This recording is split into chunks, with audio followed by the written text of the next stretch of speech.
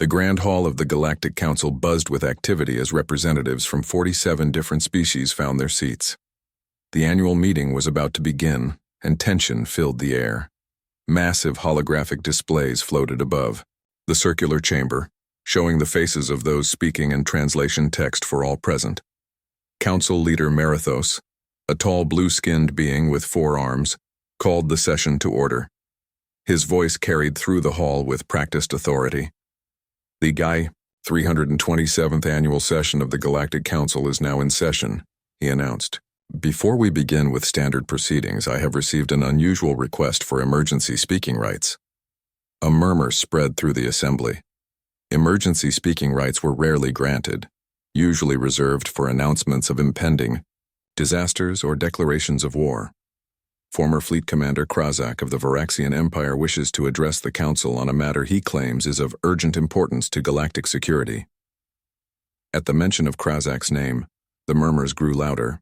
The Varaxians had been absent from Council meetings for 25 years, ever since their failed invasion of a small planet in the outer rim called Earth. From a side entrance, an aged Varaxian appeared. Once, Krazak had been the pride of his species. Tall, powerful, with scaled skin that gleamed like polished metal. Now he walked with a pronounced limp, and deep scars crossed his face.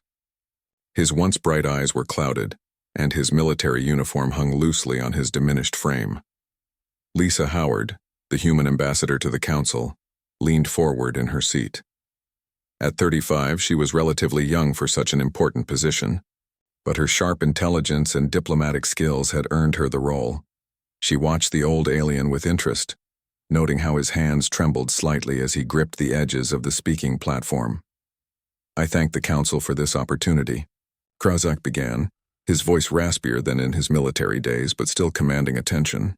I come before you not as a representative of the Varaxian Empire, but as a survivor with a warning. The hall fell silent. Krazak's species was known for their pride. For one of them to appear before the Council in such a diminished state, speaking of warnings rather than conquest, was unprecedented. I see many young faces here today, he continued, his gaze sweeping across the chamber. Species who have joined the Council in the decades since the Varaxian mistake. You know of Earth only as a protected world, but you do not know why. Lisa exchanged glances with her assistant, John Miller, a former Earth military strategist. John had been just a child during the Varaxian invasion, but his parents had both fought in the resistance. 25 years ago, I was fleet commander of the largest Varaxian battle group ever assembled, Krazak continued. We had conquered 17 worlds in rapid succession. Our technology was superior. Our tactics were flawless. Our warriors were unmatched in physical strength. We believed ourselves invincible. He paused, taking a painful breath. Then we found Earth. Our initial scans showed a divided planet with primitive space capabilities and frequent internal conflicts, an easy target. A few of the younger Council members nodded. By galactic standards, humans were still newcomers to space travel. We made a critical error in our assessment, Krazak said, his voice dropping lower. We saw that human society often placed males in positions of visible power. We observed their physical dimorphism, noting that human females were generally smaller and less physically powerful than males. We concluded, based on our own cultural biases, that human females were the weaker sex and would be easily dominated. Lisa felt a small smile form on her lips. She knew where this was going. I stand before you today, bearing the scars of that miscalculation, to deliver a simple message. Krazak's voice suddenly gained strength. Never, under any circumstances, initiate conflict with humans. And if you value your existence, never ever specifically target or threaten human females. The chamber erupted in confused chatter. Council leader Marithos raised all 4 hands, calling for silence. Former Commander Krazak, your warning is noted, but perhaps you could elaborate. Many here are unfamiliar with the details of the Earth conflict. The old Varaxian nodded slowly.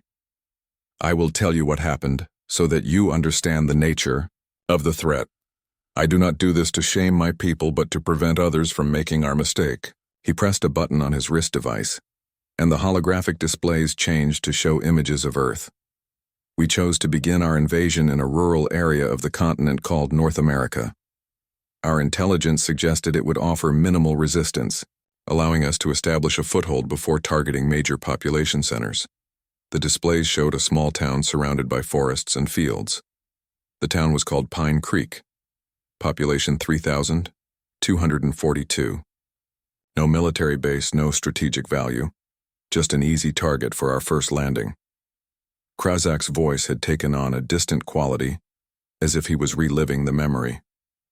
The date was April 17th, by Earth calendar. I remember it was spring there with plants growing in mild weather.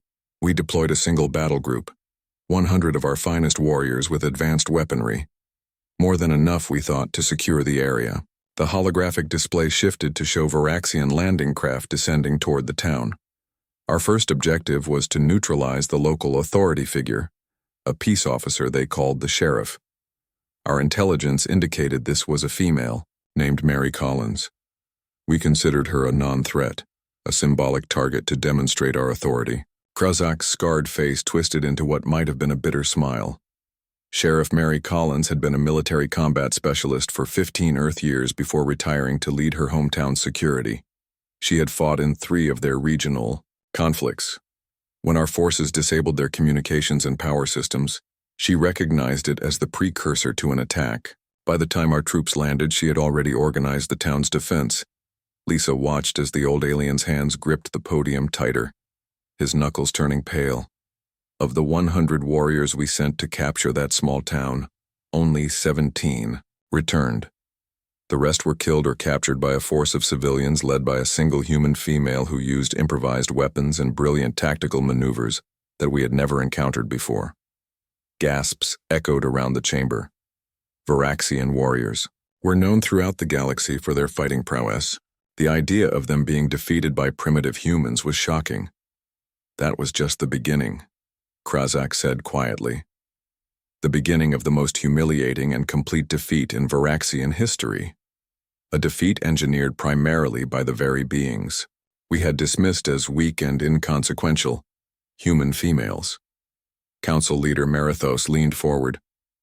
Please continue, former commander. The council needs to hear this story in full. Krazak nodded, his eyes meeting Lisa's across the chamber. She saw recognition flicker there, followed by something that looked almost like fear. Then I will tell you everything, he said. About how we learned too late that the most dangerous mistake in the galaxy is to threaten what human women hold dear. Krazak's clawed hands trembled slightly as he adjusted the holographic display. The image shifted to show the small town of Pine Creek, as it had appeared 25 years ago.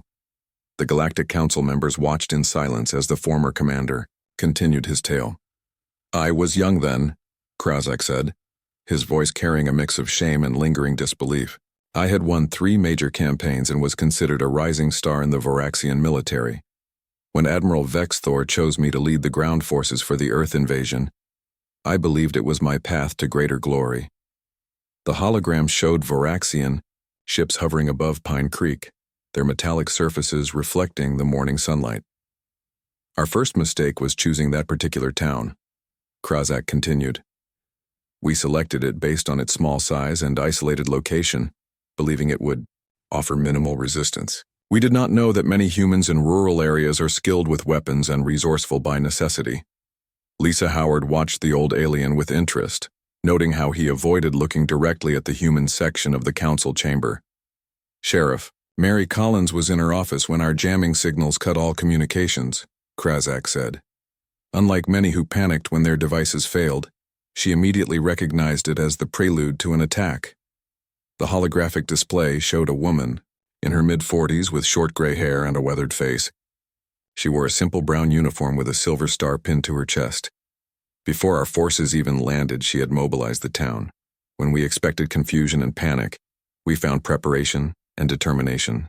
By the time I led my first squad into what should have been a simple capture operation, we faced organized resistance. The hologram shifted to show Varaxian troops advancing through the town's main street, their weapons raised.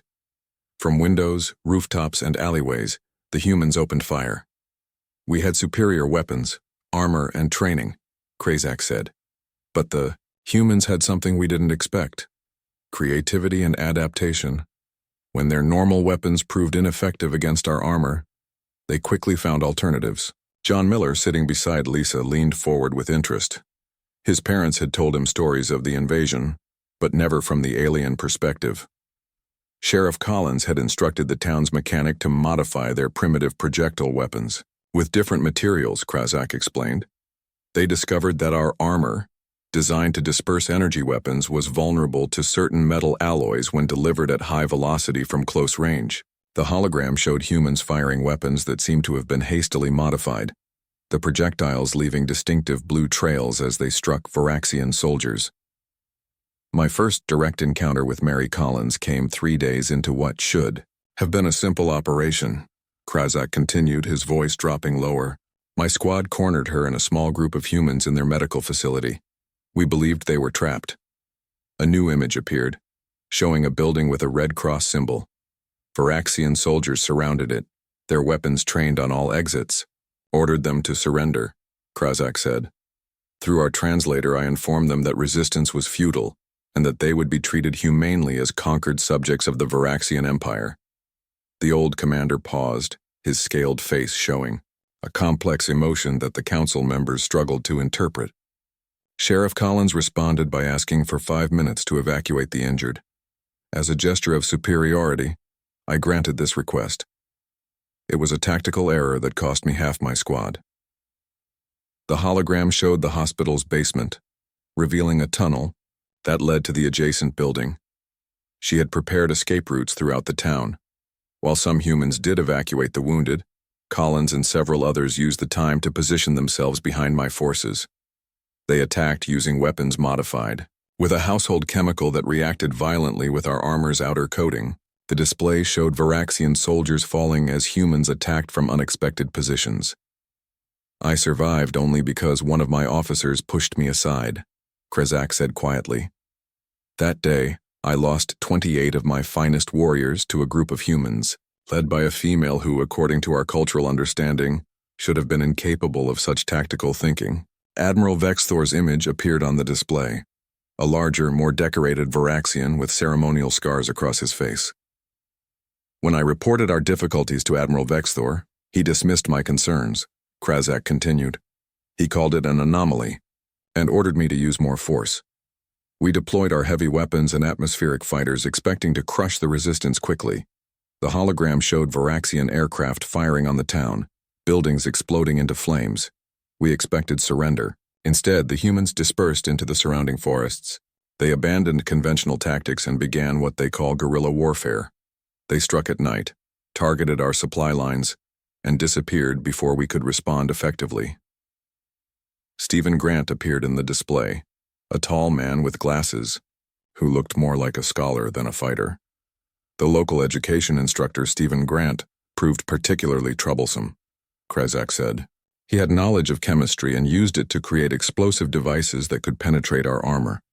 He trained others to do the same, creating what they called resistance cells throughout the region. The images shifted to show crude, but effective bombs and traps. Within 2 weeks, what should have been a simple occupation had become a costly struggle. We controlled the town center and little else. Every night, humans would strike at our positions, kill our soldiers, and vanish. Krazak looked up at the council members, his eyes scanning their reactions. I began to suspect that our intelligence about humans was fundamentally flawed. I requested permission to study their history and warfare tactics. What I discovered disturbed me greatly. The display now showed images from human military history, battles, resistance movements, and guerrilla campaigns from throughout Earth's past. Humans have been fighting each other for their entire recorded history, Krazak explained.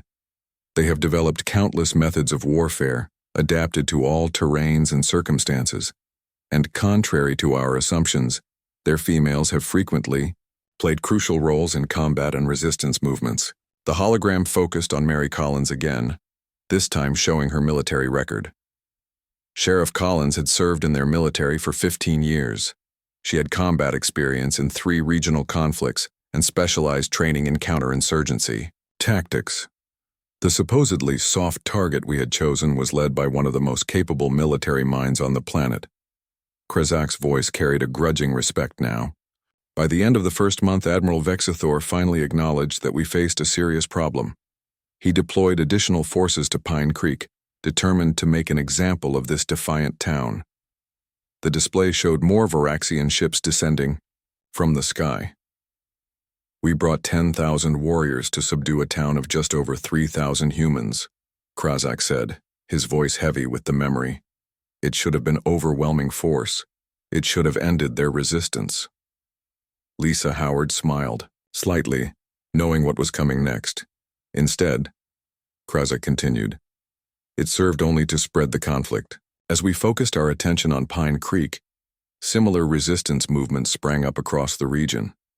Sheriff Collins had been communicating with other communities using methods we couldn't detect, sharing tactics and organizing a coordinated response.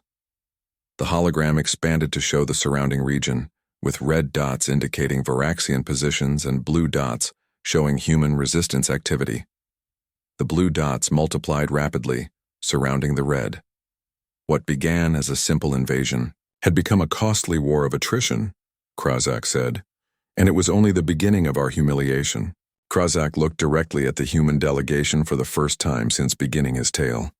The worst was yet to come, he said quietly, because while Sheriff Collins and Stephen Grant were troublesome enough, they were merely the first humans we encountered.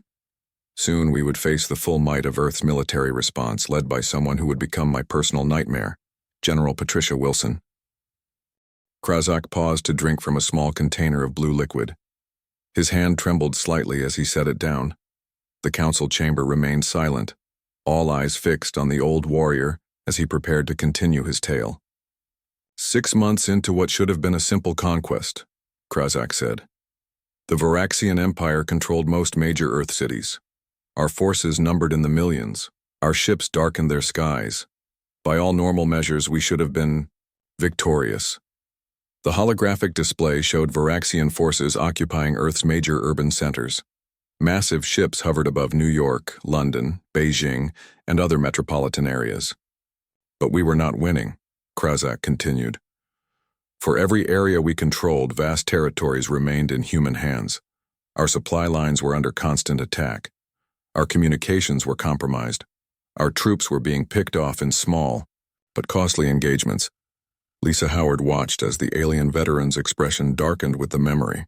By this time, I had been promoted to Admiral following Vexthor's removal. Krazak did not elaborate on what had happened to his former superior. I was given command of all Earth occupation forces, with orders to crush the human resistance by any means necessary. The hologram shifted to show a military command center, with Krazak at its center, looking younger and more confident despite visible battle scars beginning to mark his face. It was then that I first learned the name Patricia Wilson. The display changed to show a human woman in her 50s with short gray hair and piercing eyes. She wore a simple dark green uniform with minimal insignia.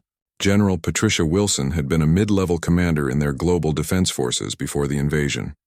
When the human governments fell into chaos, she emerged as the tactical leader of their unified resistance. At first, I dismissed her as a minor threat. Krazak's voice carried a mixture of respect and lingering bitterness. That was my greatest mistake. While I commanded from secure bases and followed traditional Varaxian military doctrine, General Wilson operated from constantly moving locations. She never stayed in one place for more than a day. She used our expectations against us. The hologram showed a network of hidden bunkers built into mountains and underground facilities. Wilson established a command structure unlike anything we had encountered. It was flexible, decentralized, and nearly impossible to disrupt. When we captured or killed one resistance leader, 3 more would step forward to continue their work. The display shifted to show a human woman in civilian clothes, working in what appeared to be a makeshift laboratory. Equally troubling was Susan Rodriguez, a scientist who had specialized in theoretical physics before the war. She began studying our technology, reverse engineering our weapons and defenses. Within months, the humans were deploying countermeasures, specifically designed to exploit weaknesses in our systems that we ourselves had not recognized. John Miller leaned forward, clearly recognizing the name. His parents had mentioned Rodriguez's contributions to the war effort. What made Wilson's resistance so effective was her understanding of Varaxian psychology, Krazak explained. She recognized that our hierarchical nature and rigid command structure made us predictable.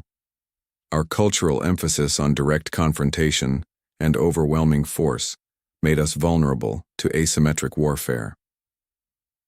The hologram displayed a series of battles, where small human forces ambushed much larger Varaxian units, striking from hidden positions before quickly retreating. Wilson never engaged us in direct battle. She targeted our supply lines, our communication centers, our power sources. She made it impossible for us to operate efficiently without committing massive resources to protect even minor outposts. Krazak pressed another button on his wrist device, and the hologram showed a map of global conflict zones, with red Varaxian territories gradually shrinking as blue human resistance areas expanded. I became obsessed with understanding how I was being outmaneuvered, Krazak admitted. I studied human military history, analyzed Wilson's tactics, even interrogated captured resistance fighters. Eventually, I identified what I believed was the pattern. The old commander's voice grew quieter, forcing the council members to lean forward to hear him. Varaxian military training taught us to dismiss female-originated threats. Our entire cultural programming assumed that a species' females would be more passive, more protective, more risk-averse. These assumptions blinded us to the reality before us. The holographic display showed a collection of human resistance leaders, most of them female. General Wilson exploited this blind spot perfectly. She positioned female commanders in key leadership roles, knowing that we would underestimate them. When we intercepted communications from female officers, our analysts would often assign them lower priority. When we recognized female-led resistance cells, we would allocate fewer resources to eliminating them. Lisa Howard exchanged glances with John Miller, both recognizing the truth in Krazak's assessment. Wilson's second-in-command, William Baker, often appeared to be the primary leader in communications we intercepted, Krazak continued. We spent enormous resources tracking and targeting him, only to discover time and again that he had been a decoy, drawing our attention while Wilson executed her actual plans elsewhere. The display showed a middle-aged human male with a beard, appearing in various intercepted communications. The pattern extended throughout their resistance structure. Their most effective field commanders were often female, but they would deliberately position males as the apparent leaders to exploit our cultural bias. Krazak's scaled hand clenched into a fist. The greatest demonstration of this came during what humans now call the Battle of Rocky Mountains. Our forces had located what we believed was the main resistance headquarters. We committed 30% of our global military assets to this single operation, determined to capture or kill Baker and decapitate the resistance leadership. The hologram showed a massive Varaxian assault force converging on a mountain range. It was a trap. Krazak said simply. The facility was largely empty. While our forces were concentrated there, Wilson led simultaneous attacks on 27 of our most critical installations worldwide. She had fed us false intelligence for months, building up our certainty that we had located their headquarters. The display showed Varaxian bases under attack across the globe, their defenses compromised by carefully planned strikes. But the most devastating aspect of the trap was aimed at Varaxian biology itself, Krazak continued. Wilson had worked with Rodriguez to develop a sound-based weapon that specifically targeted frequencies that disrupt Varaxian nervous systems. Our forces experienced mass disorientation just as the human attacks began. The display showed Varaxian soldiers collapsing or fighting erratically as hidden human forces attacked from all sides. I was present at the main assault, Krazak said, his hand unconsciously moving to touch the prominent scar across his face. When the sound weapon activated, I lost control of my limbs. A human female soldier, barely more than a juvenile, approached me with one of their blade weapons. The hologram showed a young woman in mud-covered combat gear approaching a fallen Krazak. She could have killed me easily, the old commander said quietly. Instead, she cut my face and told me to take a message back to my leaders. Earth is not yours to take. Return to the stars and never come back. Krazak looked up at the council, his eyes moving from one species representative to another. That day, we lost over 200,000 warriors and 30% of our command structure. I barely escaped with my life, and I carry this scar as a reminder of my failure. The hologram faded, leaving only the dim lighting of the council chamber. After the Battle of Rocky Mountains, the war's outcome was no longer in question, Krazak said. But the worst was still to come for the Varaxian forces. Because after that defeat, the humans stopped fighting defensively. They began to take the war to us, led by the most formidable human I ever encountered, Commander Linda Chen. The council chamber remained completely silent as Krazak took another moment to gather himself. The old Varaxian's breathing had become slightly labored, the emotional toll of his story evident in his posture. When he continued, his voice was lower, almost reverent with fear. After the Battle of Rocky Mountains, the Varaxian High Command was furious, Krazak said.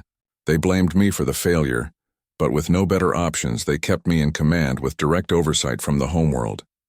They sent what reinforcements they could spare, but the human defenses in orbit had become increasingly effective at preventing our ships from landing.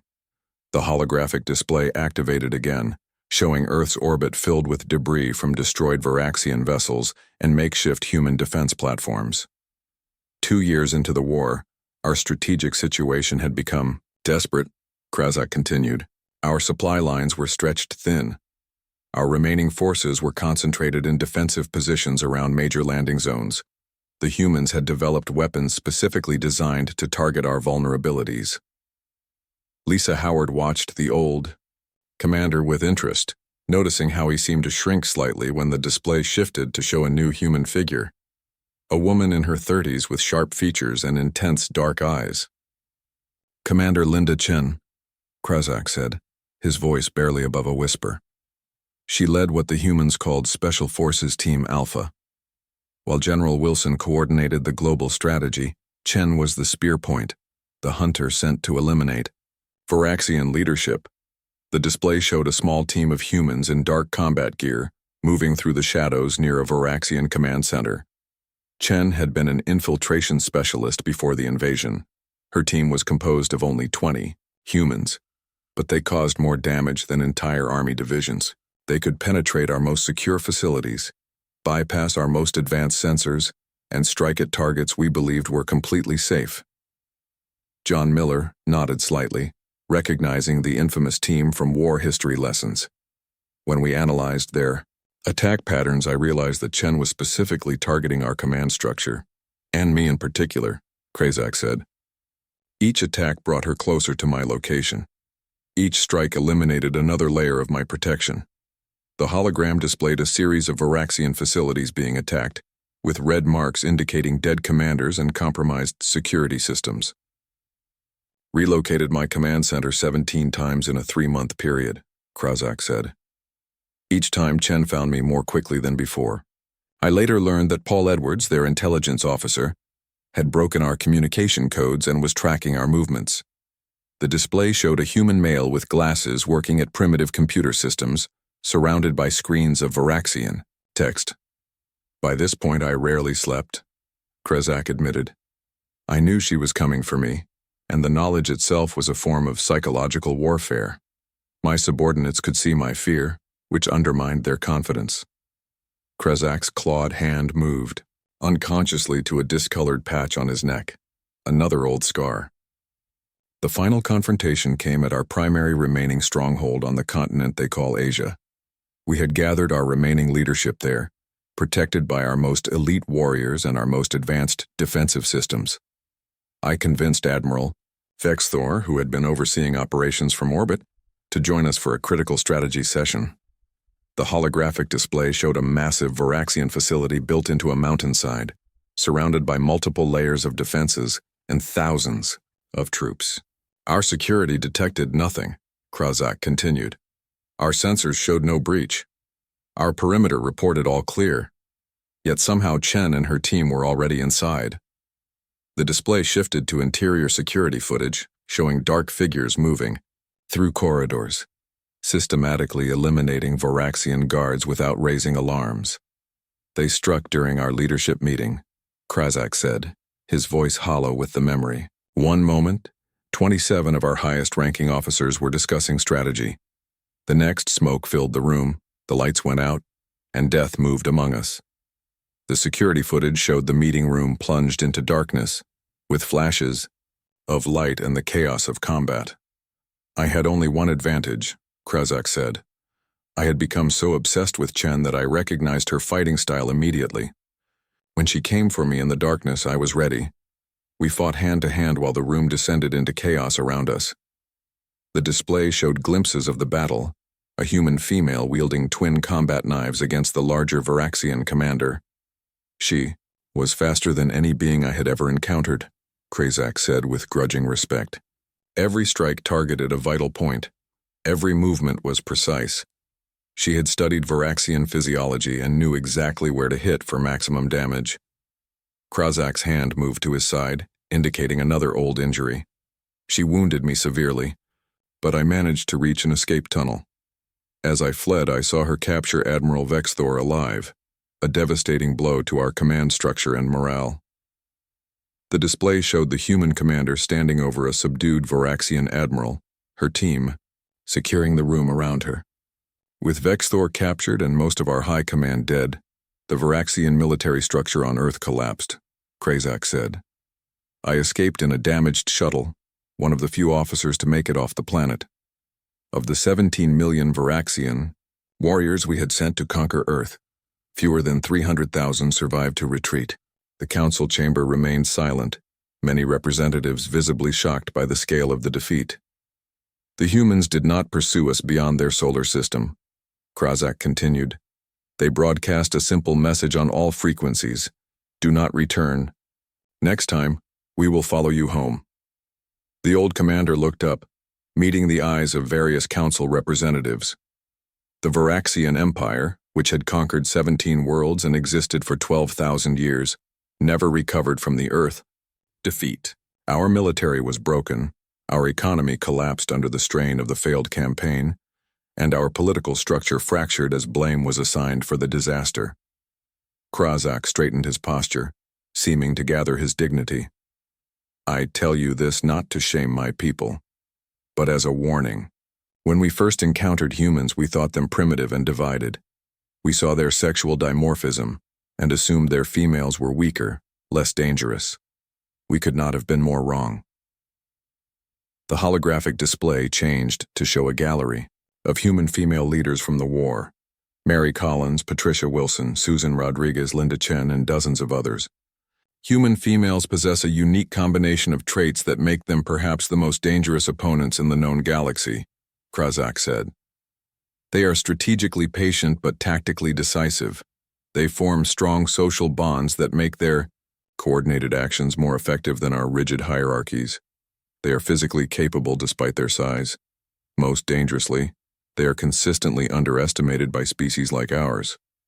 Lisa Howard watched as several council members from militaristic species shifted uncomfortably in their seats. But there is one final part to my warning, Krazak said, his voice gaining strength. The most dangerous aspect of human females emerges when they are protecting what they value, when we threaten their homes, their children, their planet. They revealed a level of determination and capacity for violence that still haunts my nightmares. The aged Varaxian looked directly at Lisa Howard for the first time. The final battle for my command center was not the end of my story. He said quietly, "There is one last encounter that you must hear about, the reason I stand before you today despite the shame it brings me." Krazak stood straighter now, as if preparing himself for the most difficult part of his tale. The council chamber remained completely silent, every representative leaning forward slightly. Even the usually stoic council leader Marathos showed open interest. "My escape from Earth was not clean," Krazak began. "My shuttle was damaged during takeoff by human anti-aircraft fire. I managed to reach one of our orbital stations, but my wounds were severe. I lost consciousness shortly after docking. The holographic display showed a badly damaged Varaxian shuttle, limping into a large space station orbiting Earth. When I awoke, Krazak continued, I was not among my own people as I expected. I was in a human medical facility, surrounded by the very beings I had tried to conquer. The display shifted to show a hospital room with Krazak lying on a bed, connected to various machines with human medical staff nearby. The orbital station had been captured just hours before my arrival. Instead of killing me, the humans took me prisoner. They treated my wounds and kept me alive, though I could not understand why at the time. Krazak's voice grew quieter. On the third day of my captivity, the door to my room opened, and a human female entered alone. She was older, with gray hair and eyes that seemed to see through me. I recognized her immediately from intelligence reports, General Patricia Wilson herself. The display showed the human general sitting beside Krazak's bed, her expression serious but not hostile. I expected interrogation, torture, or execution, Krazak said. Instead, she asked me a simple question. Why did you believe you could win? Lisa Howard watched as the old Varaxian's hands trembled at the memory. I told her what I had been taught, that humans were primitive, divided, that their females were inferior warriors, that our technology and military doctrine were superior. She listened without interruption, without anger. Krazak looked down at his hands. When I finished, she said something I will never forget. Your people made a fundamental error. You saw our diversity as weakness. You saw our differences as division. You failed to understand that humans don't fight because we are all the same. We fight fiercely precisely because we are different and value those differences. The council chamber was so quiet that the slight hum of the environmental systems seemed loud in comparison. She then showed me historical records of human conflicts. Krazak continued.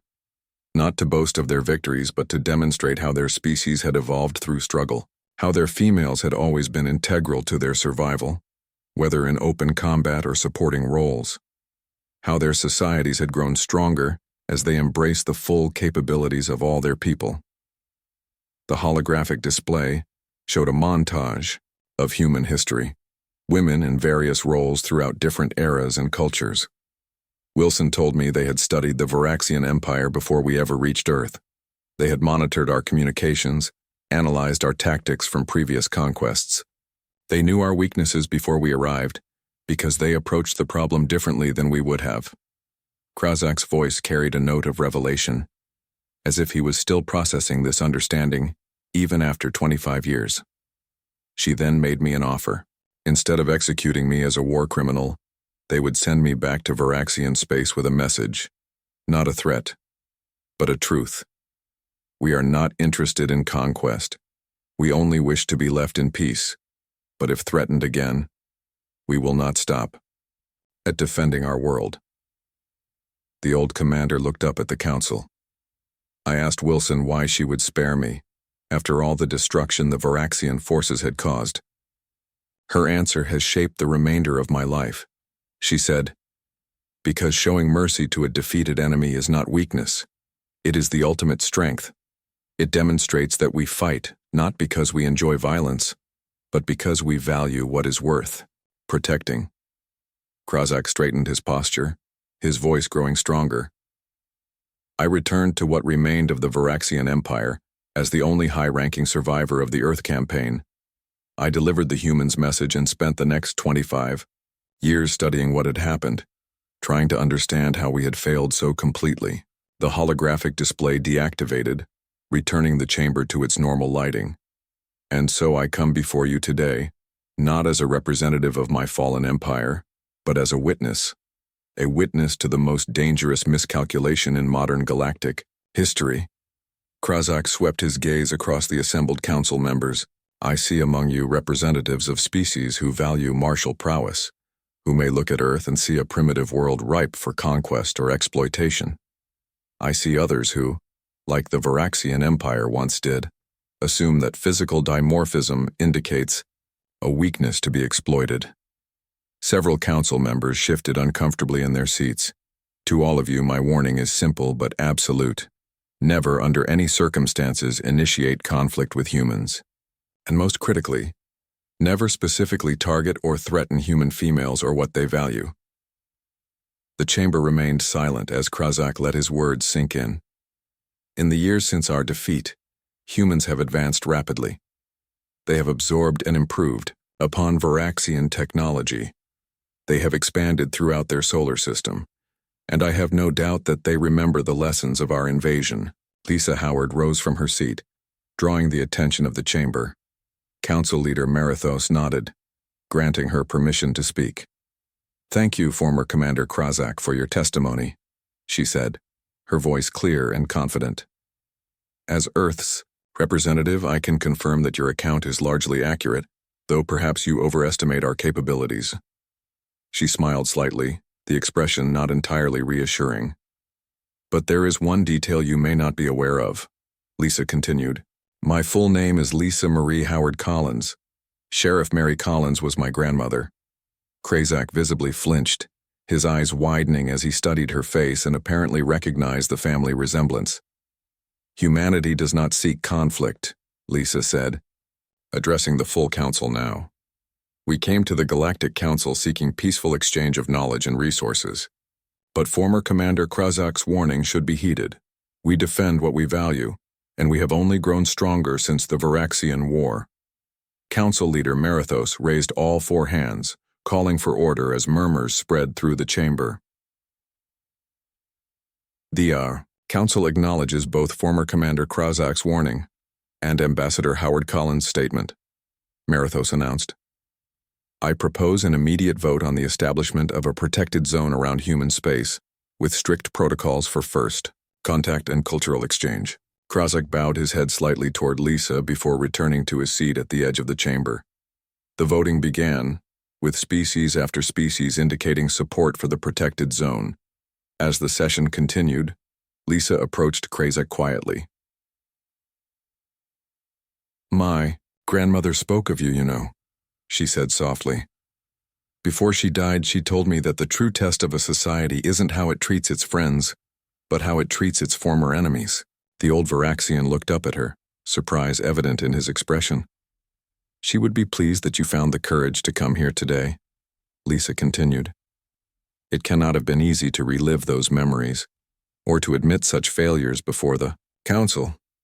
Krazak nodded slowly. "Your grandmother was a formidable opponent. She taught me more about honor in defeat than my people ever taught me about glory in victory." Lisa smiled. "The protected zone will pass with overwhelming support. Your warning has been heard." She turned to leave, then paused. "One last thing, former Commander. My grandmother also told me to tell you if we ever met that she respected your adaptation. She said that anyone who can learn from their mistakes deserves a second chance." As she walked away, Krazak watched her with a mixture of fear and respect. To the council members observing this exchange, the message was clear. Humans were willing to forgive, but they would never forget. And they would always be prepared to defend what they valued most. The vote was finalized moments later, establishing Earth's protected status in galactic law. And as Krazak left the council chamber, he felt a burden lifting from his shoulders. He had delivered his warning. Whether it would prevent future tragedies remained to be seen, but he had done what he could to ensure that no other species would make the same fatal mistake as the once mighty Varaxian Empire.